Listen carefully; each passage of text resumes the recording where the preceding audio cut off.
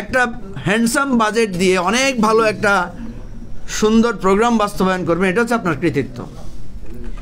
এই উপদেষ্টা পরিষদ যেহেতু অর্থনীতিবিদে সমৃদ্ধ, আমরা চেয়েছিলাম এরকম একটা চমক ওনারা আমাদেরকে দেখাতে পারেন কিনা।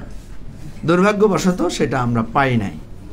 ওনারা আমাদেরকে বলছেন এটা গতানুগতিক বাজেট, ওনারা আমাদেরকে বলছেন এটা আমরা কি করব, আমাদের আয়ের চাইতে ব্যয় অনেক বেশি। দেখেন, আমাদের এখানে যে দুর্নীতি হয়, লক্ষ কোটি টাকার দুর্নীতি হয়। আমাদের এখান থেকে যে পাচার হয়, লক্ষ কোটি টাকা পাচার হয়।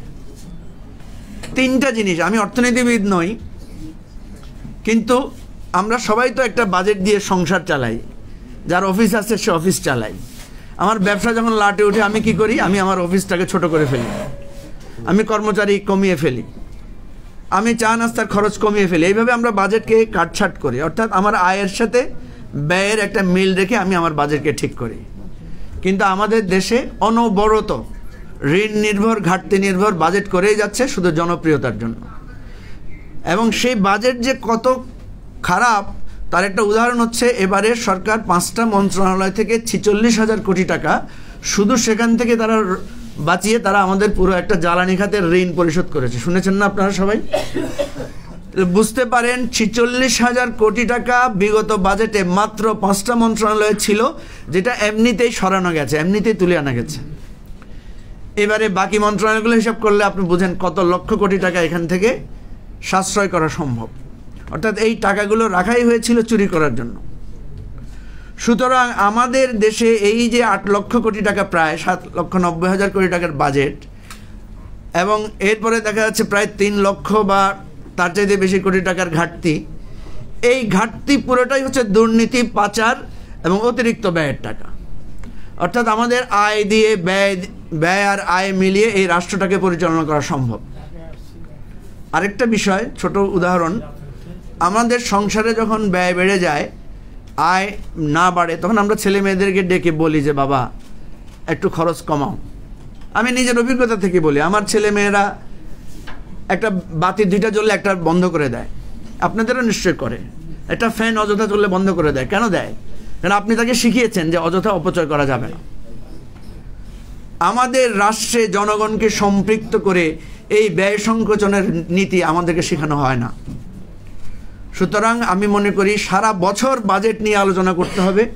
সারা বছর আমাদের ঋণ, আমাদের এই দুর্দশার কথা মানুষকে উদ্বুদ্ধ করতে হবে, জনগণকে সম্পৃক্ত করে আমাদের দুর্নীতি দূর করা, অর্থ পাচার রোধ করা, ব্যয় সংকোচন করা।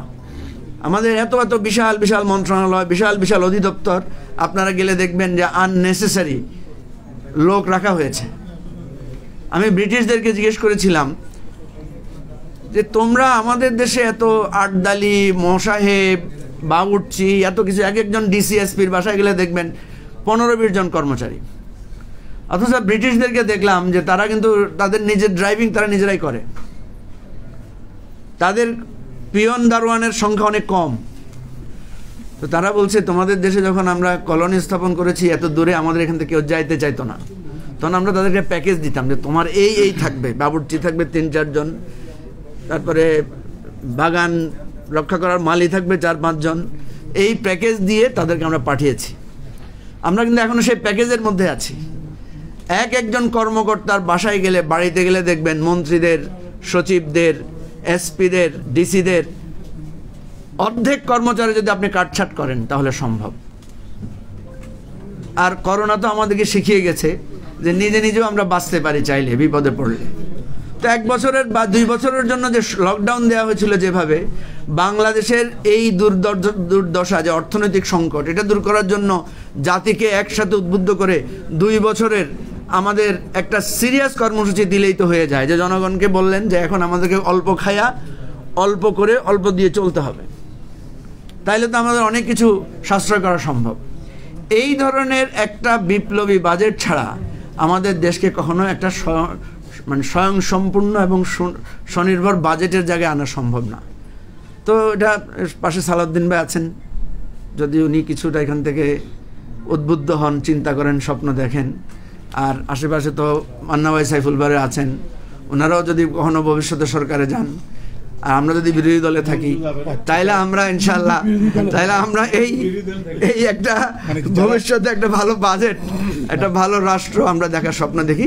সবাইকে ধন্যবাদ। আসসালামু আলাইকুম।